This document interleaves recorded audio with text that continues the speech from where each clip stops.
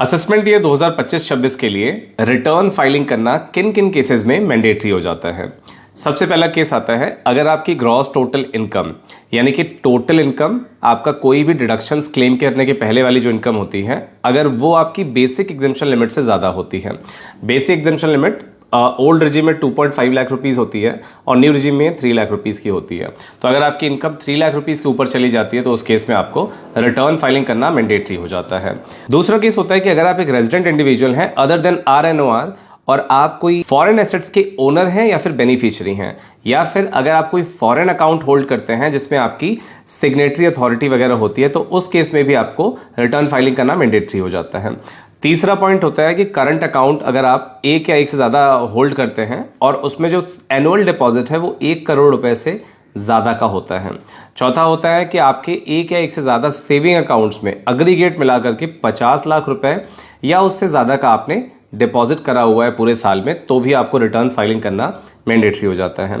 पांचवा केस होता है कि अगर आपका फॉरेन ट्रैवल एक्सपेंसेस जो होता है वो पूरे साल में 2 लाख रुपए या उससे ज़्यादा होता है, तो उस केस में भी आपको रिटर्न फाइलिंग करना मैंडेटरी हो जाता है। छठा केस होता है कि अगर आपका इलेक्ट्रिसिटी एक्सपेंस यानी कि बिजली का बिल अगर आपका पूरे साल में 1 लाख रुपए से ज़्यादा होता है, तो उस केस में भी आपको रिटर्न फाइलिंग करना मैंडेटरी हो जाता है।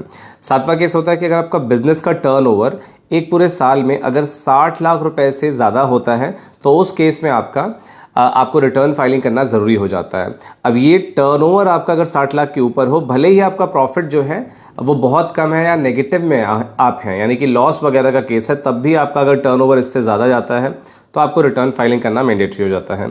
सिमिलरली अगर आप कोई प्रोफेशन रन करते हैं, तो अगर आपका प्रोफेशनल टर्नओवर पूरे साल में 10 लाख रुपए से ज़्यादा है, तो उस केस में आपको रिटर्न फाइलिंग करना ज़रूरी हो जाता है।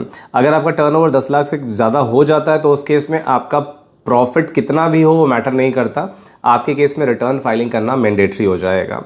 नवा केस आता है कि अगर आपका TDS प्लस TCS अमाउंट, नवा केस होता है कि अगर आपका TDS और TCS अमाउंट पूरे साल में अग्रीगेट मिला करके 25,000 रुपए या उससे ज़्यादा का आपका वैल्यू हो जाता है, तो भी आपको रिटर्न फाइलिंग करना मैंडेटरी हो जाता है। अगर आप एक सीनियर सिटीजन है तो सीनियर सिटीजन के केस में यही 25,000 की लिमिट 50,000 हो जाती है।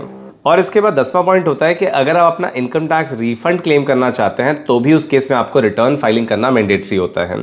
इसके अलावा कुछ और भी केसेस हो सकते हैं, जैसे अगर आपको वीज़ा एप्लीकेशन करना है, अगर आपको बैंक लोन लेना है या फिर किसी गवर्नमेंट टेंडर के लिए अप्लाई करना है, तो इन केसेस में भी आपसे ITR आपसे मांगी जा सकती है। तो ये वो सारे केसेस हैं जहां पे आपको ITR भरना ज़रूरी हो जाता है। इसके अलावा अगर आपको भी किसी स्पेसिफिक केस के बारे में जानना है तो प्लीज़ डू द कमेंट। अगर कोई स्पेसिफिक क्वेश्चन है तो प्लीज़ लीव योर कमेंट और मैं उसका रिप्लाई कर दूंगा।